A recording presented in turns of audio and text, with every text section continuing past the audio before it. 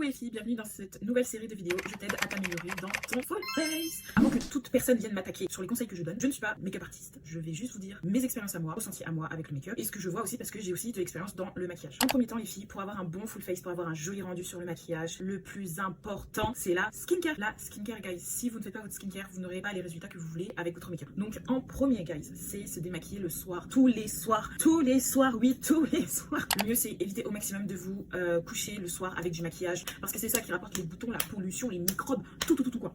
Donc le mieux, un bon démaquillage. Donc là pour le coup je vous conseille surtout d'utiliser du lait, de l'huile. Certains make-up, certains produits c'est vachement incrusté dans la peau, donc le mieux c'est d'utiliser un lait ou de l'huile pour bien démaquiller. Ensuite votre démaquillant, donc un démaquillant pour le visage et je vous conseille aussi un démaquillant uniquement pour les yeux, toutes les personnes qui ont les yeux sensibles. Ensuite une fois que tout ça est bien fait, vous avez bien nettoyé votre peau, vous allez sécher votre peau avec par exemple un mouchoir ou du sopalin usage unique, quelque chose de sec et propre en fait, ou soit une serviette propre uniquement pour le visage. N'utilisez pas votre serviette pour les mains ou pour le corps pour votre visage guys, c'est la vôtre. Non, c'est comme ça qu'on ramène des bactéries, de la pollution encore sur le visage. Donc non. Ensuite là ça y est, vous êtes démaquillé, votre peau est bien propre. Je vais pas trop rentrer dans les détails parce qu'il y a tellement de choses à redire. Et dites-moi d'ailleurs si vous voulez une autre vidéo un peu plus détaillée sur comment bien se démaquiller le soir. Vous êtes bien démaquillé, votre peau est clean, vous avez fait votre petite skincare. Là vous allez dormir. Si vous êtes une petite princesse, je vous conseille d'utiliser des draps en satin, des thés d'oreiller en satin. C'est le mieux, je vous jure. Avec ça, vous avez une peau tellement glowy, nickel le lendemain, genre miraculeux le truc. Alors que vous avez juste dormi dans des draps en satin et un thé d'oreiller en satin. Si vous avez la flemme, guys, ce que je vous conseille, c'est surtout de nettoyer vos draps. Changez vos draps.